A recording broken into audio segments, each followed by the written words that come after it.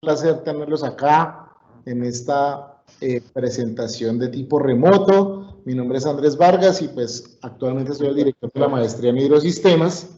La idea de la sesión de hoy es pues hacer la sustentación pública de la tesis de uno de nuestros estudiantes, que es Leonardo Albornoz Villarraga.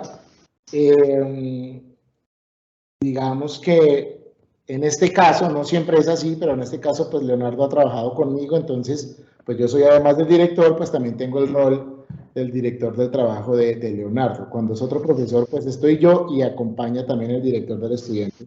En este caso, pues digamos que yo estoy como en los dos roles. Agradecerles a todos pues estar acá, por acompañar a Leonardo y pues muy especialmente agradecer a nuestros evaluadores del trabajo, que son la profesora Lilian Posada de la Universidad Nacional sede Medellín y al profesor Germán Santos de la Escuela Colombiana de Ingeniería, ambos con amplio campo y experiencia en este tema. Entonces, pues agradecerles a nuestros directores por el tiempo de leer el artículo y pues todos los comentarios que ya nos hicieron. A los familiares de Leonardo, pues gracias por estar acá y bienvenidos a todos. También hoy aprovechamos para saludar al profesor Jaime Iván Ordóñez, que pues es también muy conocedor del tema, entonces pues también gracias al profe Jaime Iván por estar acá y escuchar pues los temas en los que estamos trabajando. ¿Cómo es el proceso de la sustentación? Pues Leonardo tiene 30 minutos para contarnos lo que hizo en este tiempo.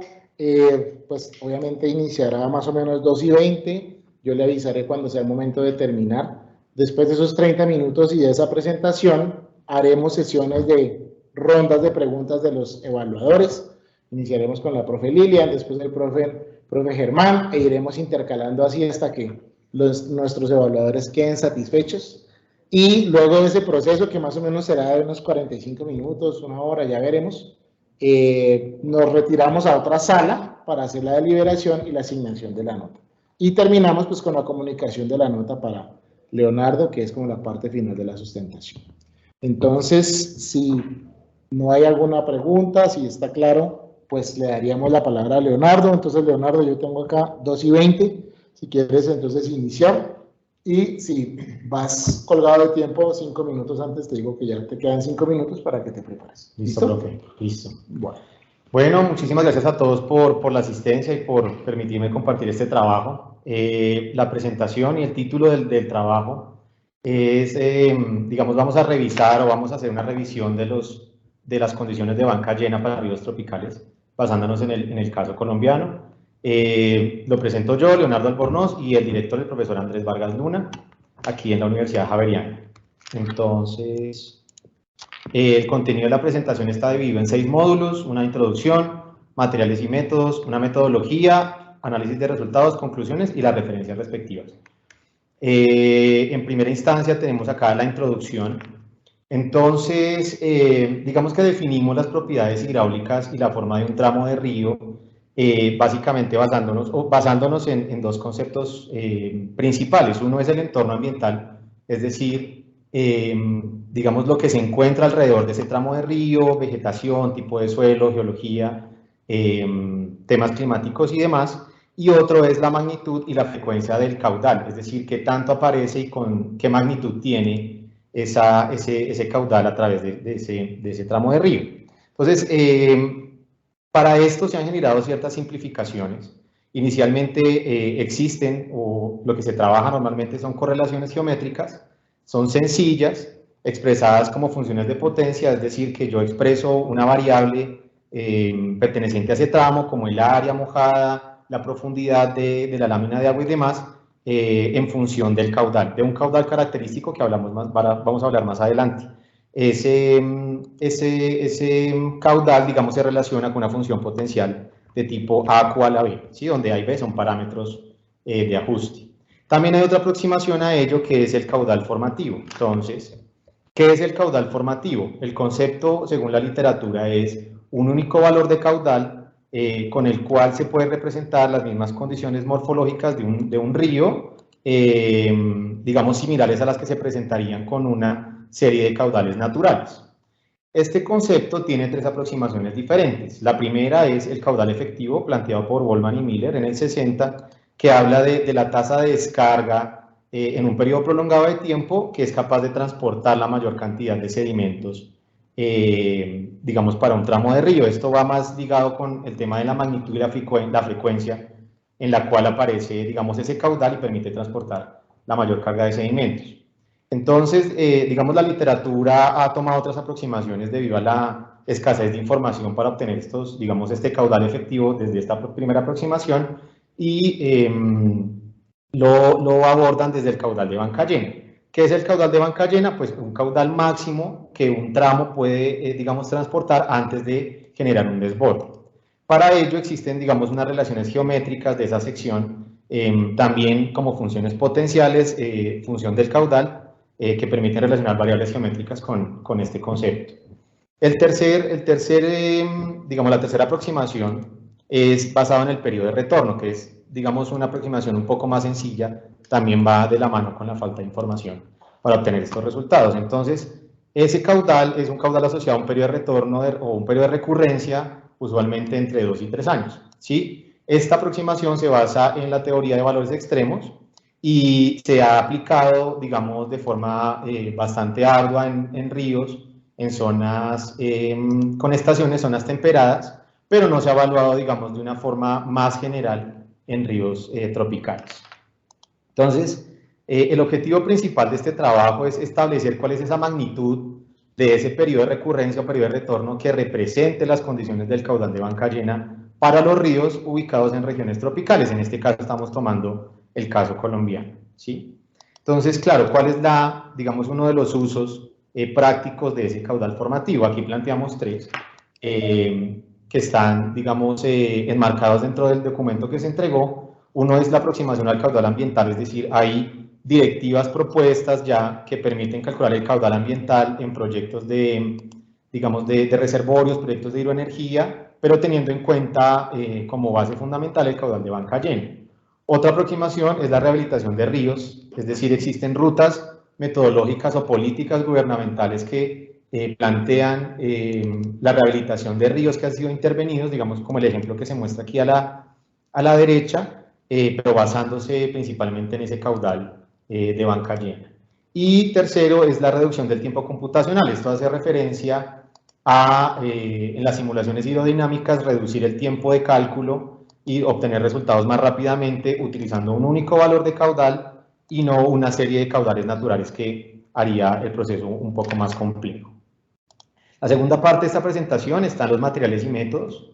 Entonces, ustedes encuentran acá el mapa de Colombia, dividido por las 11 áreas operativas, digamos, basadas en la zonificación que hace el IDEAM, teniendo en cuenta también las islas de San Andrés y Providencia.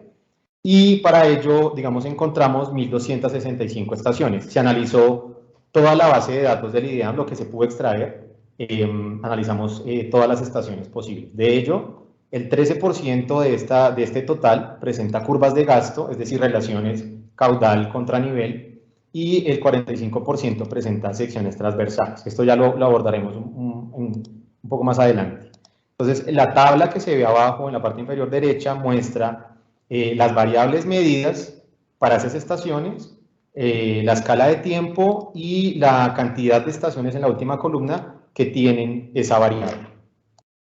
Entonces, para poder abordar ese caudal de banca llena, nosotros planteamos varios requisitos que deben cumplir. Planteamos 4, que tenga sección transversal, que tenga series de caudales, series de niveles y que tenga curva de gasto. Con ese filtro encontramos que 144 del total de estaciones dentro de las 11 áreas operativas cumplen ese criterio, es decir, el 11.38%. En la parte inferior se ven 2 gráficas. La que está al lado izquierdo muestra por área operativa el número de estaciones, del número de estaciones con las variables totales, y aplicando el filtro se puede ver en la parte derecha las áreas operativas que tienen la cantidad de estaciones requeridas para poder hacer el proceso correspondiente de determinación del caudal de banca llena. El tercer paso acá es la metodología. Entonces, nosotros la dividimos en 5 módulos. La parte de requerimiento de información, extracción de secciones transversales, determinación del nivel de banca llena, análisis probabilístico y un análisis dimensional. Ya lo mencionaremos hacia el final de la presentación. Entonces, en primera instancia, no se menciona aquí el primer módulo, ya lo mencionamos anteriormente, que está basado básicamente en la extracción de información y en la cantidad de estaciones que se requieren para poder aplicar el ejercicio de extracción del caudal de banca llena. Entonces, el módulo B es la extracción de las secciones transversales. Esto está dividido, digamos, en 3 submódulos. La primera parte se extrae la sección transversal de la base de datos del IDEAM, utilizando unos códigos en el lenguaje de programación Python que yo desarrollé para hacerlo de forma automática. La segunda parte es la determinación del caudal de la cota de banca llena para cada sección transversal, también utilizando ese lenguaje de programación. Y finalmente se tiene como toda la gráfica de las secciones transversales bajo un mismo marco de referencia, que son teniendo en cuenta la cota 0 o la cota de referencia de esa estación. Entonces, ¿qué encontramos? Una gran variabilidad en los formatos de información en cuanto a abscisas y cotas, es decir, secciones transversales. Fue un trabajo arduo el tratar de encontrar y automatizar ese proceso por la cantidad de información y por la disparidad en cuanto a las bases de datos suministradas. Las áreas operativas manejan formatos diferentes, no hay una unificación, entonces fue bastante arduo este trabajo.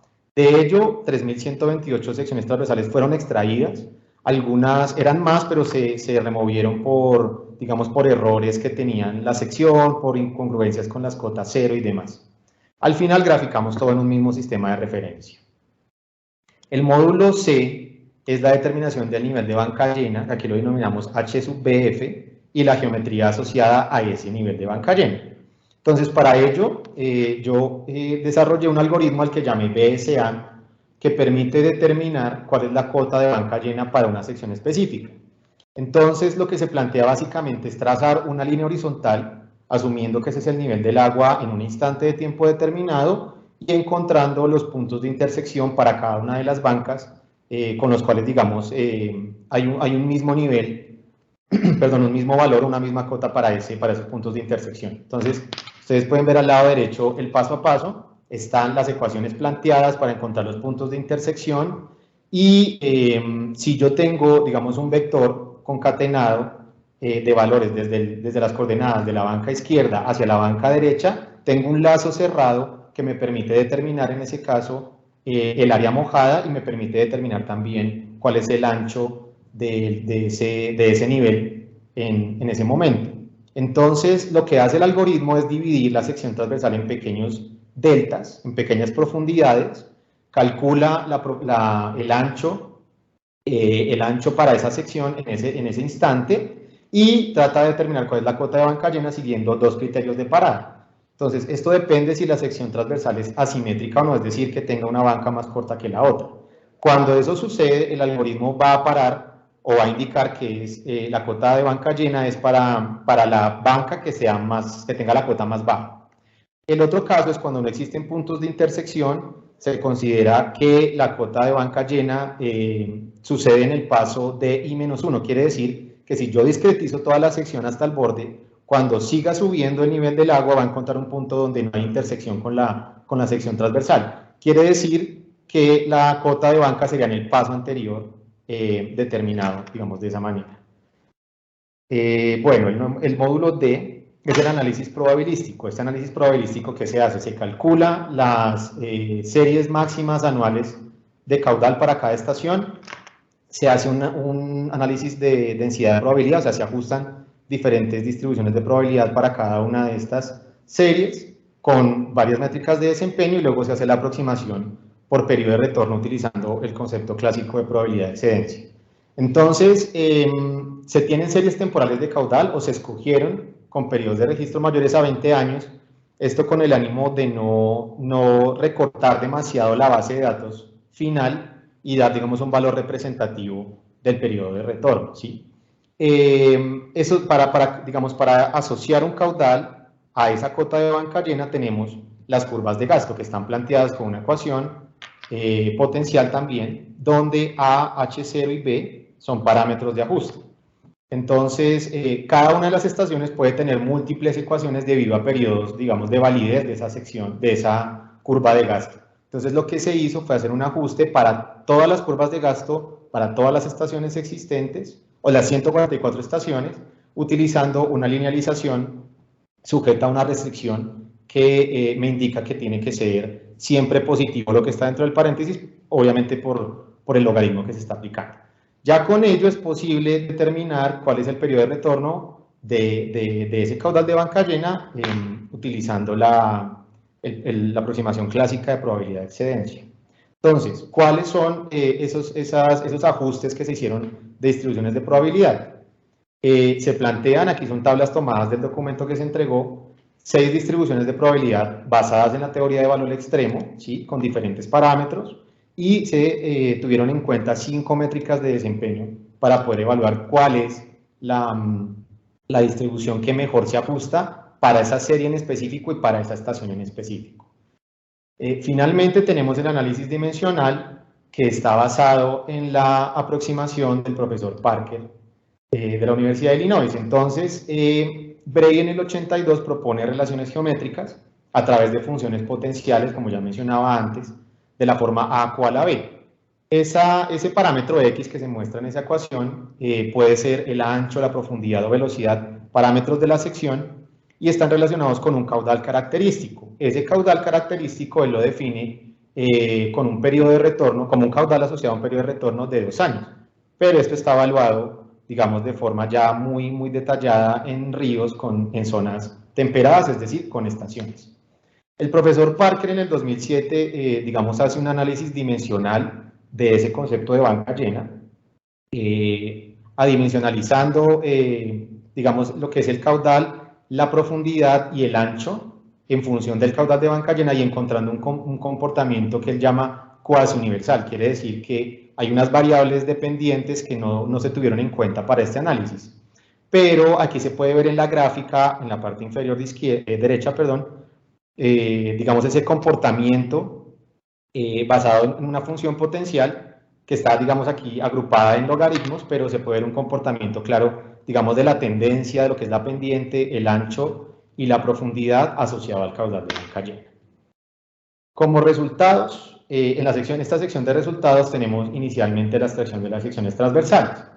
Entonces, este es un ejemplo de la estación La Mascota del área operativa 1, en la cual se están graficando todas las secciones transversales pertenecientes a esa estación, y en las flechas rojas se están mostrando los posibles valores de la cota de banca llena que puede tener esa sección. Entonces, para poder, digamos, realizar esta normalización bajo un mismo sistema de referencia, se tiene que tener en cuenta la cota cero de la estación, que ya les mencionaba anteriormente.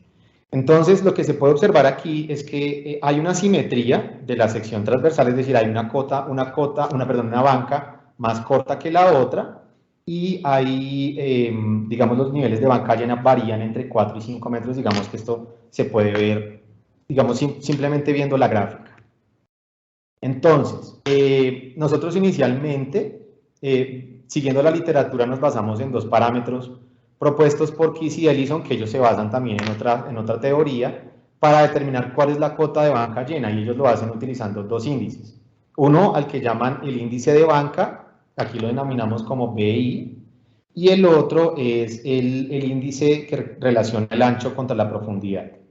Entonces, haciendo estos análisis, nos damos cuenta que, digamos, los parámetros son muy sensibles a cambios en la sección. Entonces, lo que yo planteo inicialmente para poder trabajar con estos parámetros es normalizarlos, digamos, el primero de ellos con el arco tangente, porque la relación ancho contra profundidad a la larga es un ángulo. Entonces, al medir ese ángulo, yo puedo determinar, digamos, cuál es la variación en la sección transversal, pero me gustaría, digamos, normalizarlo o poder determinar esa sensibilidad de ese parámetro, y yo planteo utilizar el arco tangente o tratar de encontrar el ángulo que pertenece a ese índice de banca.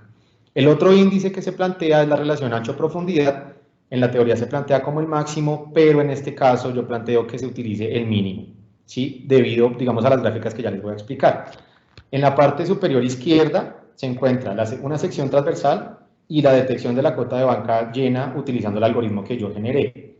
Y se tiene la comparación con los índices de banca y la relación ancho-profundidad para 3 zonas diferentes que ya les voy a mostrar. Entonces, En la parte A se observa que hay digamos, un gran movimiento, una gran variación de ese parámetro del arco tangente, porque la relación ancho-profundidad en ese caso es muy grande. Hay una variación del ancho muy grande, pero como está iniciando en la parte más baja del cauce, entonces hay una profundidad muy pequeña.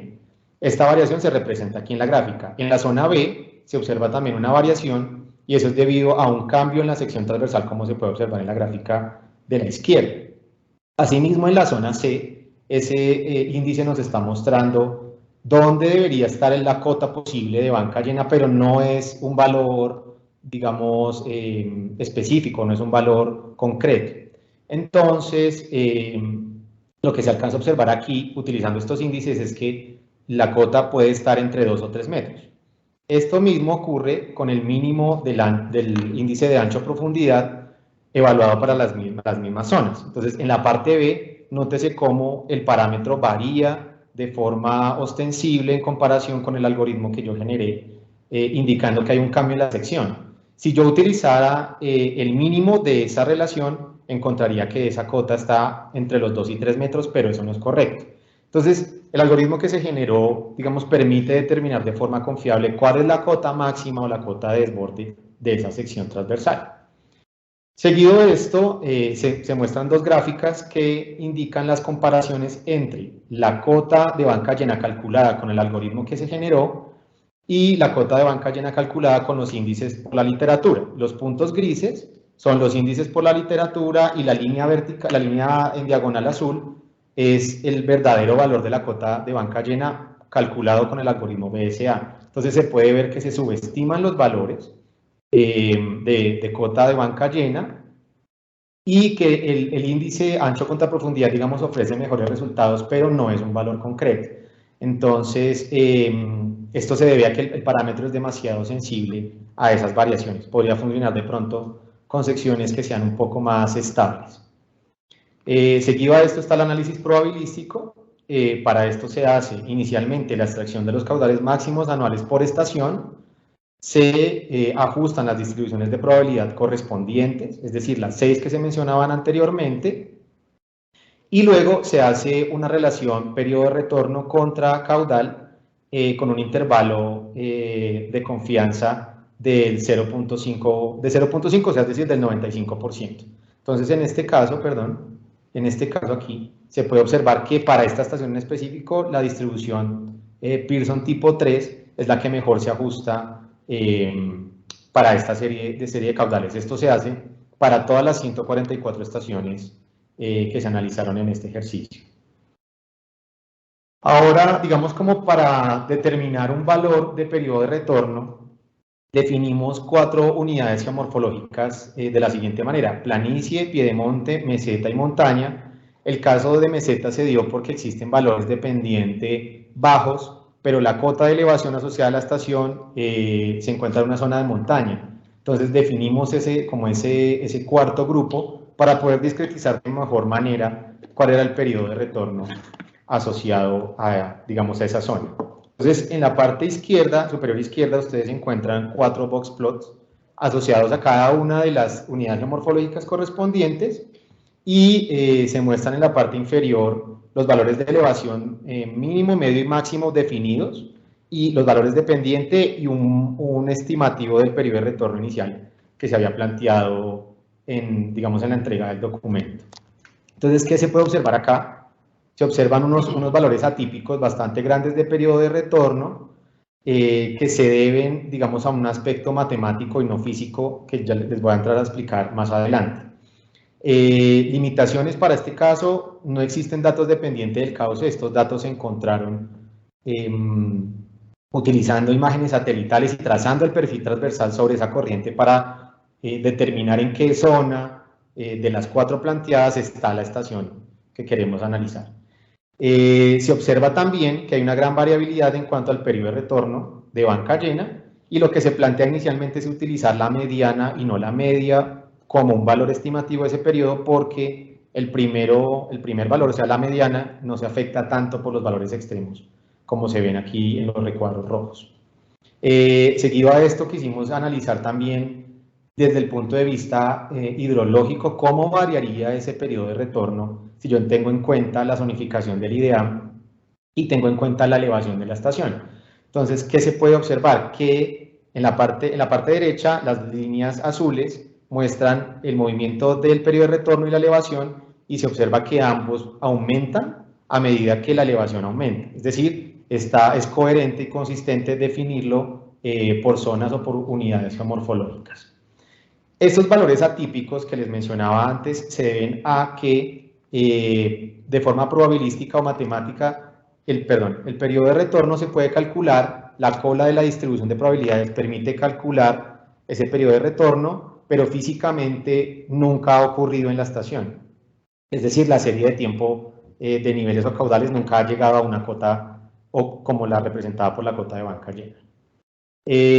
Seguido a esto quisimos analizar, digamos, comparar el valor del periodo de retorno contra el parámetro de potencia específica planteado por Flores y Boll, que define o tiene en cuenta de forma implícita los esfuerzos de corte para un tramo. Entonces, ¿qué encontramos? Encontramos una agrupación de los periodos de retorno iniciales en dos, digamos, lo definimos por un umbral de ese parámetro de potencia, pero encontramos también unos puntos anómalos. Al analizar esos puntos más detalladamente, como se ve en las gráficas de la derecha, se puede observar que la sección está controlada geológicamente, es decir, es muy estable, y eso permite que los niveles y caudales aumenten mucho y que el periodo de retorno asociado a esa cota de banca llena aumente de forma considerable. Al evaluar esto con los mapas del servicio geológico, se logra encontrar de forma inicial que hay un control geológico en este caso. Ahora, si observamos en la parte inferior, en ese clúster, podemos analizar que las secciones transversales presentan una migración lateral o un movimiento asociado, digamos, a ese control geológico que habría alrededor de ese tramo de río. Entonces, a medida que se va aumentando en el parámetro de potencia, quiere decir que, digamos, hay un control más fuerte sobre esa sección. Pero entonces, esta gráfica, siguiendo las recomendaciones de la profesora Lilian en cuanto a la validez del periodo de retorno en zonas de montaña, decidimos únicamente realizarla para la unidad geomorfológica de planicie y piedemonte. Definimos entonces un umbral de ese parámetro de potencia siguiendo la literatura de 0.055 y podemos encontrar, digamos, dos grupos definidos. En la parte de la derecha se ve el box plot para la parte de planicie y los periodos de retorno para piedemonte. Los valores atípicos que se ven en esos box plot obedecen al control geológico que les mencionaba anteriormente. Si determinamos con ese umbral un periodo de retorno, podemos definir a través de la mediana y de ese umbral dos valores de periodo de retorno para esas dos zonas o unidades geomorfológicas. Se plantea para planicie un periodo de retorno de 1.43 años y para piedemonte un periodo de retorno de 2.32 años. Seguido a esto, para evaluar la consistencia de los resultados, se hace el análisis dimensional siguiendo las ecuaciones del profesor Parker para ríos de grava y ríos con lecho de arena. Entonces, en la tabla inferior se pueden observar las ecuaciones planteadas por Parker y en las últimas dos líneas o filas se pueden observar, digamos, los ajustes y las ecuaciones planteadas para ríos de grava y arena en el caso del contexto colombiano. Entonces, ¿qué se puede observar? Se pueden observar comportamientos similares, es decir, los datos son consistentes con la cuasi universalidad que plantea el profesor Parker para ese tipo de ríos. Hay una disminución fuerte de la pendiente y de la profundidad asociada al caudal de banca llena y un aumento en el ancho. Esto mismo se aplica para ríos con lecho de arena. Se proponen las ecuaciones ajustadas para los datos en ríos tropicales en el caso colombiano. Y se hace la comparación, digamos, con las gráficas, con las líneas y ecuaciones que propone el profesor Parker. Entonces, básicamente se sigue el mismo comportamiento, pero en los ríos con lecho de arena, digamos, hay un cambio en esos parámetros de la sección un tanto más fuertes. Bueno, finalmente están las conclusiones del trabajo. Entonces, planteamos lo siguiente: para los ríos tropicales, ese periodo de banca llena no debería establecerse como un valor único, como se hace en zonas temperadas o con estaciones, debido a la variabilidad hidrológica que se presenta en esas zonas, en estas zonas tropicales. Entonces, planteamos utilizar una discretización a nivel de unidades geomorfológicas, inicialmente entre planicie y piedemonte, debido a la validez del concepto de periodo de retorno en montaña y en meseta, y por subzona hidrográfica, o inclusive puede llegar hasta zona hidrográfica, o sea, una escala más alta, siguiendo la discretización del IDEA. Se propone también unos umbrales y unos valores de periodo de retorno por unidad geomorfológica planteados siguiendo el parámetro de potencia de Bol, con un valor de 1.43 para planicie y 2.32 para piedemonte. Asimismo, se encuentran nuevos coeficientes para las ecuaciones de Parker en ríos de grava y de arena, para el caso en ríos tropicales en Colombia, pero se puede observar que hay comportamientos similares en cuanto a la pendiente y el ancho adimensional asociado al caudal de banca llena, seguido por una disminución de la profundidad asociada también a ese caudal. Las referencias tomadas para la presentación, entonces ustedes pueden aquí observar, en el paper pues se tienen todas, pero para la presentación solo se muestran estas. Y listo, con esto finalizamos y muchísimas gracias.